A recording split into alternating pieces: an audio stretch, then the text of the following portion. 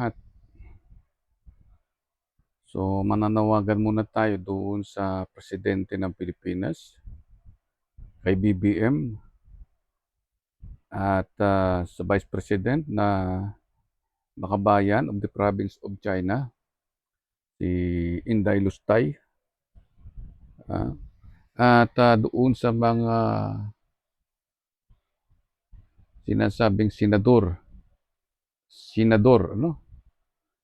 ng bayan of the province of China at mga congressman of bayan of the province of China at sa lahat ng makabayan of the New People's Army or the Communist Party of the Philippines, makabayan of the Communist Chinese Party of Mao Zedong, na dapat ay burahin ninyo yung aklat ni Dr. Jose Rizal, diyan sa China. Sunugin nyo daw yung mga aklat tungkol sa kanyang buhay na wala namang kinalaman sa kasaysayan ng Pilipinas at kasaysayan ng mga Pilipino, no? Hindi nyo pwedeng gamitin sa revolutionary government ni Pujian Chinese Emilio Aguinaldo at ni Domingo Lamco at ganoon din sa yung sinasabing Malaysia Irredenta ng isang Chinese na si Wenceslao Q. Vinsons, So, yung tatlong bayan na yan na napakahalagang gumawa ng mga peking history, Bayan ng Kawit Cavite kay Emilio Aguinaldo, hindi bayan ng Pilipinas, ng province of your ancestry. So, ganon din yung mga aklat na ginawa diyan at ni Domingo Lamcos at museum diyan sa China ay sunugin, Dahil yan ay ginawa ni Erap Estrada, ni sino pa ang gumawa niyan? Si Benigno Aquino III, Si Gloria Arroyo. Yung mga gumawa ng wreath laying ceremony diyan sa China at monumento ng ancestors ng China diyan sa province of Xinjiang City and Xiamen City na birth of origin naman ng mga Duterte at ng karamihang mga naging president at vice president ng Pilipinas katulad ni Leni Robredo. Yung monumento ni J.C. Robredo ay huwag ninyong i-link sa province of Domingo Lamco, So, tanggalin niyo yun si Dr. Jose Rizal katabi ni J.C. Robredo dyan sa list of Chinese Filipinos at burahin niyang listahan ng Chinese Filipino dahil hindi niyo pwedeng isama sa population of Chinese from province of Fujian kasama si General Yepe ni Dr. Jose Rizal dahil walang kasamang inchik si Dr. Jose Rizal during the 1896 Philippine Revolution for independence of the Philippines, So, yung bahay ni Wenceslao Q. Vinsons diyan sa bayan ng Vinsons sa Camarines Norte ay sunugin, Dahil hindi nyo pwedeng ilagay diyan yung mga ninuno namin na mga Bicolano na lumaban para sa bansang Pilipinas sa kalayaan noong World War II na ginawa ninyong Malaysia na nakikipaglaban sa mga kapwa nila Pilipino, So, hindi po mga traidor ang aming mga ninuno, kaya dapat yan ay sunugin na yung bahay na ni Wenceslao Q. Vinsons dahil magdudulot yan ng kaguluhan, Yang Malaysia Irredenta na yan na project ni Diosdado Macapagal, na tatay ni fake president, Gloria Macapagal Arroyo, na ang sabi niya doon sa Shanghai ay kalaban niya ang mga British, upang ipagtanggol ang Spain, sa pananakop niya for 377 years.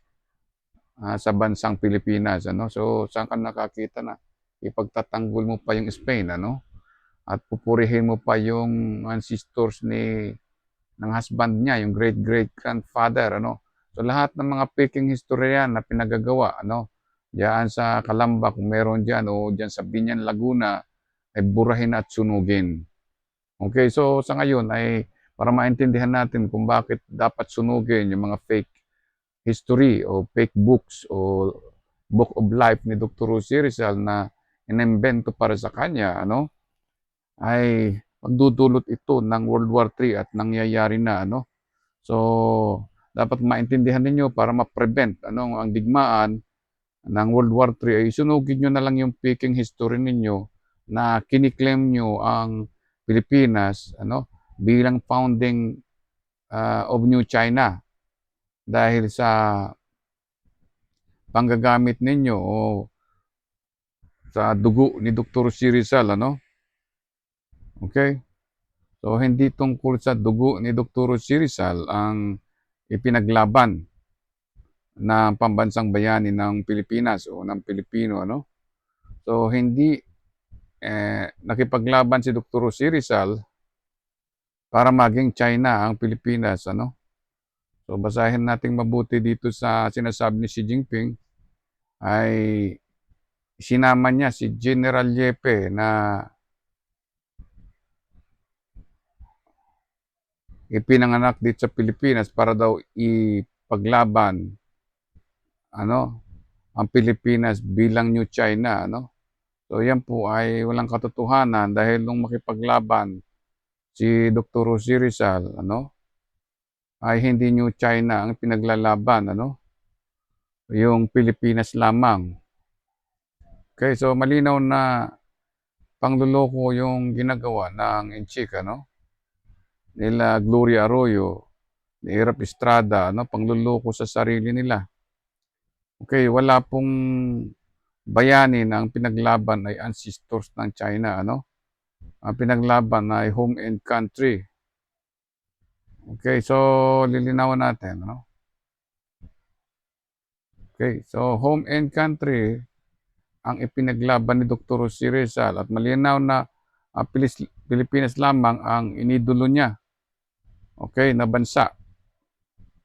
Okay, basahin ninyo yung may ultimo Diyos, paragraph 2 and paragraph 13, ano? Na nakipagdigmaan sila upang ipaglaban lang ay yung bansang Pilipinas.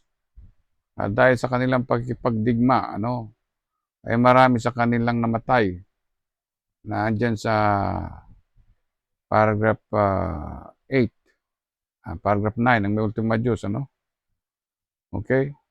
So, bakit maraming namatay sa kanila, ano?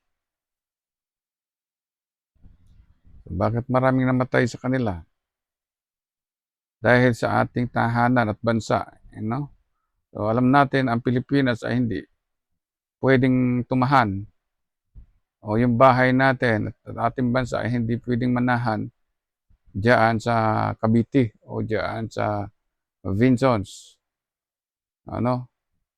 Dahil napakaraming bahay. Yung Pilipinas, 7,641 islands. Hindi magkakasya diyan sa Calamba. Okay? So, ang pinaglaban nila Dr. Jose Rizal, ano, ay ang tahan at ang bansa. At ang bansa natin ay isa lang. Hindi yang ginawang beloved ancestry ni Dr. Jose Rizal, ano? Okay? So, ang daming casualty na nangyari nung patayan noon o ng digmaan. No? Maraming nangasugatan, ano, naulila, nawalan ng asawa, ano? So, dahil sa sinasabing battle or open field of battle, ano? Para kunin ang ating tahanan at bansa, ano? Hindi sila Dr. Rizal hingi ng dugo ng inchik o pangalan ni King Philip, ano? So yan, nagbigay sila ng kanilang buhay, ano, pero hindi sila nanghingi ng pangalan ng inchik o pangalan ni King Philip o Chinese navigator, ano. So yan, makikita natin kung paano natin iisa-isahin na hindi tungkol sa ancestry ng Chinese ang sinasabi ni Dr. Jose Rizal. So, ayusin natin yung arrangement ng ating presentation, ano? Para maintindihan ng mga inchik na ito na hindi tungkol sa ancestors nila ang sinasabi ni Dr. Jose Rizal, ano? So, hindi nag-declare ng independence for Chinese ancestry, ano, si Dr. Jose Rizal, kundi Declaration of Independence noong 1896 para sa ating bansa, ano, sa iniidolong Pilipinas bilang bansa at hindi bilang bayan, ano. Okay. So, ang gusto ni Dr. Jose Rizal makita ay hindi Chinese ancestors. Okay? Ang gusto niya makita ay yung tahanan. Sa pagkipagdigmaan, ang tinitingnan lang nila Dr. Jose Rizal ay ang kanilang tahanan at ang kanilang bansa, ano? So, wala silang tinitingnang inchik dyan dahil hindi naman nila ni Dr. Jose Rizal tinawag na ancestry, ano, yung kanyang bansa. Hindi ancestry ng Pilipino, hindi beloved ancestry ng Chinese, ano. Maliwanag na hindi lost wife ni Domingo Lamco ang pinagbigyan ng buhay nila Dr. Jose Rizal, kundi lost enchanted land ng Pilipinas, ano. At ang tawag doon ay beloved country, hindi beloved ancestry. So, itong fake history ng Chinese, kung nasaan man ito, yung mga museum ninyo, diyan sa Naga, Legislativo, tibagin nyo na dahil gagamitin ng China yan. Ano? So, i-define ninyo masyado yung inyong kasaysayan dahil gagamitin yan, ginagamit yan ng China sa pag-link kay Dr. Jose Rizal sa pamimiki ng kasaysayan, ano? So, hindi ninyo pwedeng pikiin ang kasaysayan ng Pilipinas porke kayo ay naging politician, ano? Dahil magsasanhi yan ng digmaan. At ito, nangyayari na. Ginagamit ng China si Dr. Jose Rizal sa pananakop para gawing daw bagong China ang Pilipinas dahil inilagay ninyo na Chinese Filipino si Dr. Jose Rizal. Okay, so dapat daw ay sunugin ninyo ang kasaysayan na hindi totoo, ano? Yan, si Dr. Jose Rizal mismo ang nagsabi niyan, hindi tayo, ano? So 129 years ago, pinag-uutos na yan ni Dr. Jose Rizal. Okay? So, pag magbabasa kayong mga inchik ng kasaysayan, hindi yung babasahin ninyo yung dugo ninyo, ano? Okay? So, yan ang sinasabi ni Dr. Jose Rizal. Okay, so sunod ay atin namang tatalakayin ay i-refine uli natin to, yung paliwanag natin para maintindihan ng buong Pilipinas at ng buong mundo na walang kinalaman ang literature ni Dr. Jose Rizal, ano, tungkol sa pananakop ng China diyan sa Nine Dash Line, ano. Nililinaw lang natin, ano, dahil si Dr. Jose Rizal, ano, ay hindi niya isinuko ang Pilipinas sa kanyang sarili, ano. Hindi siya nagtayo ng monumento sa Naga o monumento diyan sa Xinjiang, ano, para isuko niya doon ang Pilipinas, ano. Okay? Hindi nakipaglaban, ano, ang mga katipunero para kunin ang China. Okay? Hinahanap nila ang kanilang bansa at yung bansa nila Pilipinas, hindi nila sinuko sa kanyang sarili, ano. So, ang ginawa ng totoong katipunan ay iniwan niya, ano, yung totoong katipunan ng ah, mga Pilipino, ano, ng Luzon, Visayas at Mindanao, ano, ay hindi katulad ng pangarap ng katipunan o communism between bayan and province of China, ano? So, ang totoong katipunan ay Luzon, Visayas at Mindanao at iniwan nila ang kanilang mga magulang sa kanilang bansa bago nagkaroon ng open field of battle para kunin ang ating bansa, ano? Bago sila ah, nagkaroon ng digmaan, ano? Ay ang ginawa nila Dr. Jose Rizal, hindi nila isinuko ang kanilang bansa sa kanilang sarili o sa kalaban, ano? Kundi yung sarili nila, ano, ang isinuko nila sa Pilipinas. Okay? Nandito sa line 3 to 5 ng paragraph 1. Sinuko nila ang kanilang sarili sa ating bansa, ano? Okay?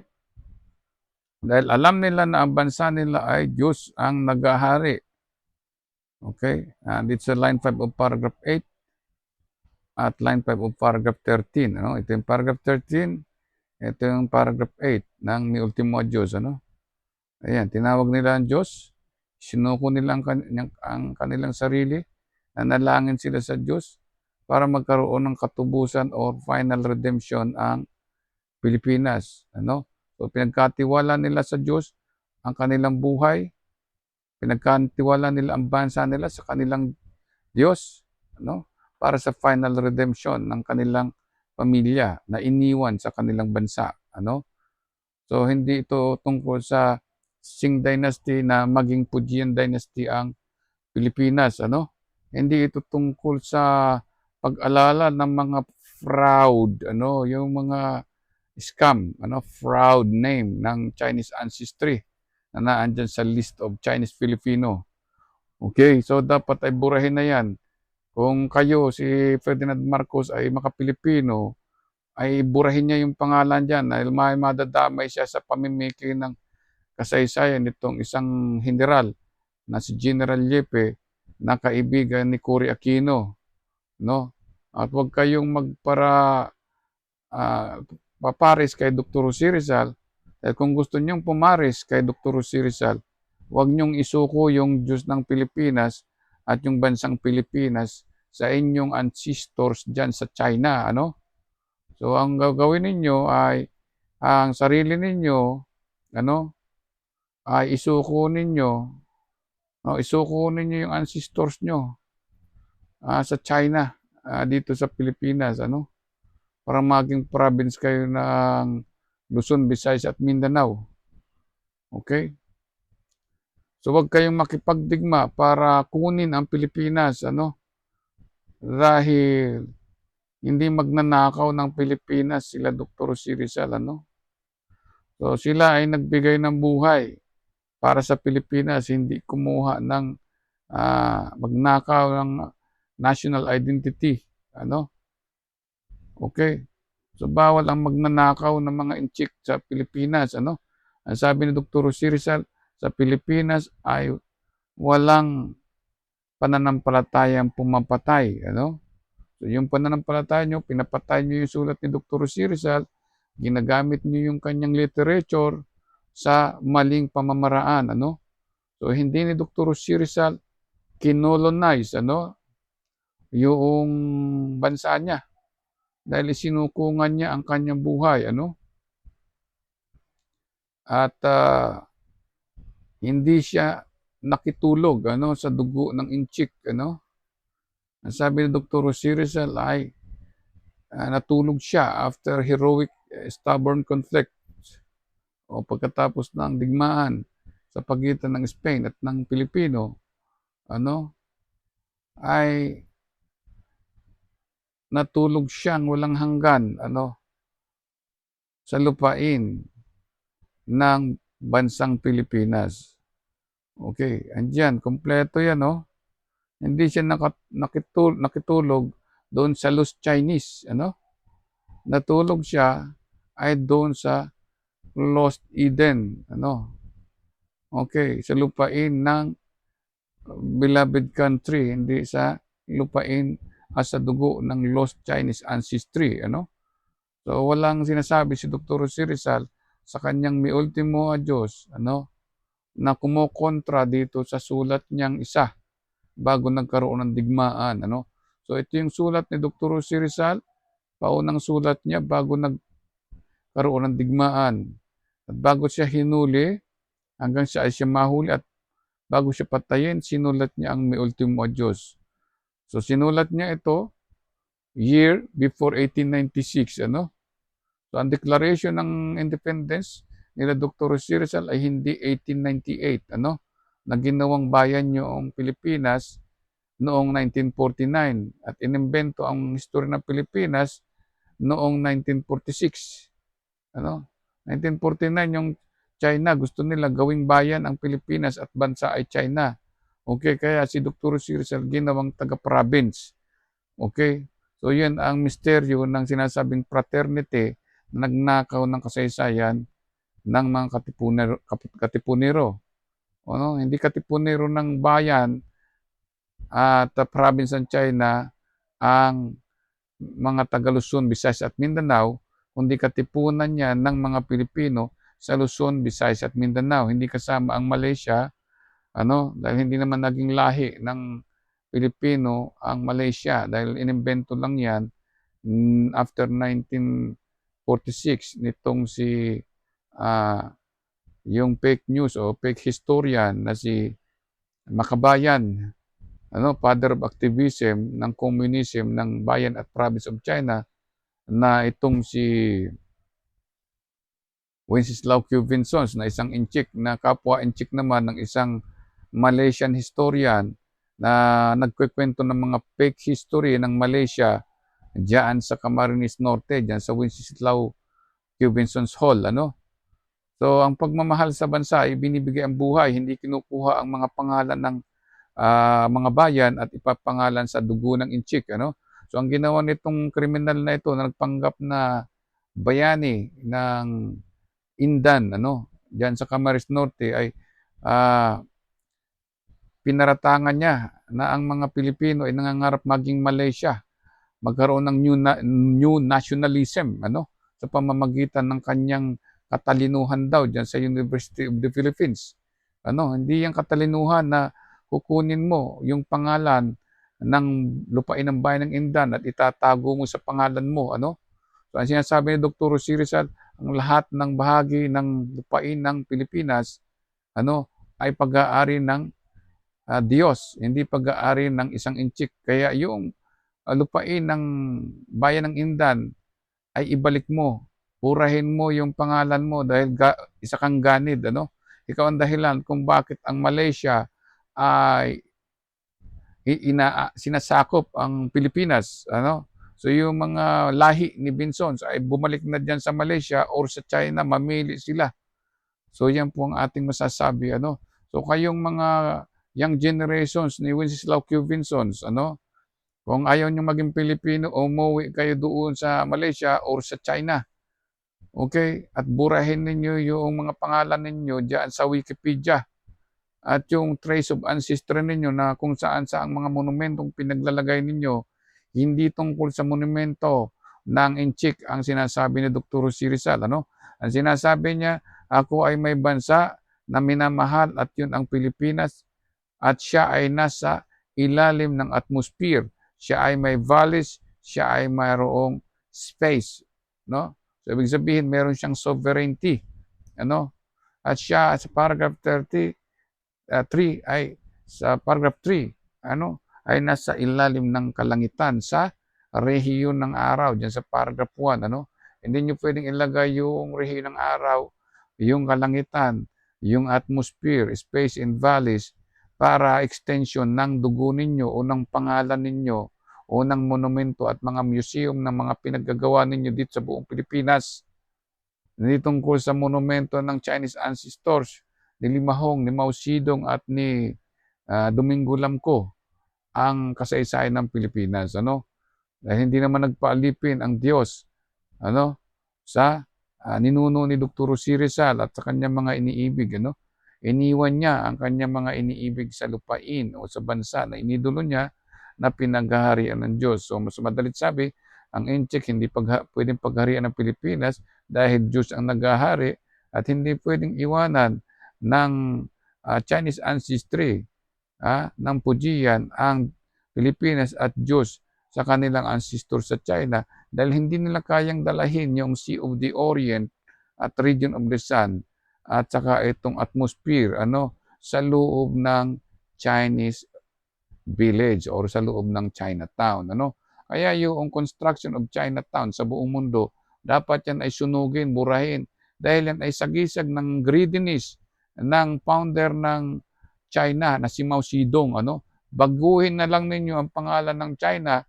Dahil pag nakikita namin ang pangalan ng China, yan ay pangalan ng sakim, mamamatay tao, mananakop, mangluloko, manggagancho, lahat na. So nakakahiya ang dignidad ng mga inchik na isasama ninyo kami doon sa kalukuhan ninyo. So walang Pilipino na traidor, ang sabi ni Dr. Jose Rizal. So malinaw na sinasabi ni Dr. Jose Rizal kung sino yung mga enemies, mga kalaban ng Pilipinas. Okay? Hindi kalaban ni Dr. Jose Rizal ang kanyang Diyos, ni ang kanyang pamilya dahil inibig niya ang kanyang bansa, At hindi niya ginawang Chinese generation of fellow man yung Diyos, So, hindi niya ginawang generation of Chinese ancestry, na yung Diyos ay makitulog sa China. Okay?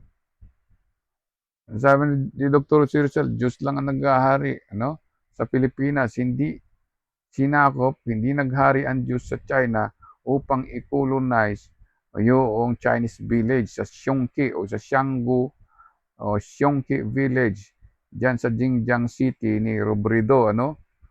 Okay, so walang Diyos na naging fellow man si Dr. Jose Rizal sa province of China.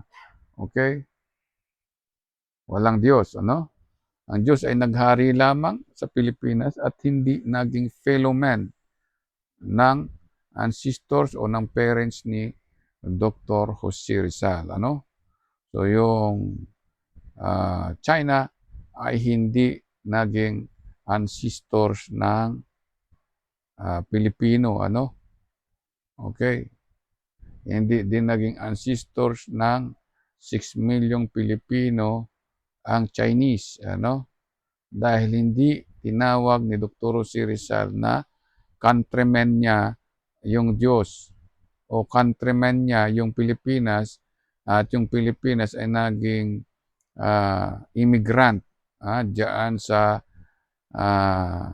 loob ng bayan ng Kawit, Cavite. Ang Pilipinas ay hindi naging bayan sa loob ng Daet, Camarines Norte o sa loob ng Binsons, Camarines Norte. Ang Pilipinas ay hindi naging bayan ng Province of Ancestry of Chinese. Okay? Dahil ang sinasabi ni Dr. Jose Rizal na countrymen niya ay ang Filipino people. At sila ay inhabitant of the Philippines. Liwanag na sinasabi na inhabitant of the Philippines ang Pilipino. So ang Diyos ay hindi countryman ni Dr. Jose Rizal dahil ang Diyos ay naghari sa bansang Pilipinas. Okay? So nakita natin na ang Diyos ay naghari sa bansang Pilipinas andyan dahil tinawag ni Dr. Jose Rizal sa line 5 o paragraph 8. At hindi kinolonize ni Dr. Jose Rizal ang Pilipinas dahil isinuko ni Dr. Jose Rizal ang kanyang buhay sa kanyang minamahal na bansa. Yun ay pagrespeto sa inyong sovereignty na nakasakop sa bansang Pilipinas ay ang kalooban lamang ng Diyos. So, ang ibig sabihin, totoo ang sinasabi ni Dr. Jose Rizal na hindi People's Liberation Army o Malaysia Irdenta ang sinasabing redemption o final salvation ng ating bansa. Kaya hindi pagtawag sa inchik, kung hindi pagtawag sa ating Diyos na siyang naghahari sa Pilipinas. So walang kinalaman sa Chinese ancestry ang history ng Pilipinas, kaya burahin nyo na yan kasi sayang ng inchik. kung saan man nakalagay yan sa Chinatown, Chinese Village, Chinese City, lahat na mga twinning of city, burahin nyo sa kasaysayan ang mga peking history ng presidente at vice president ng Pilipinas.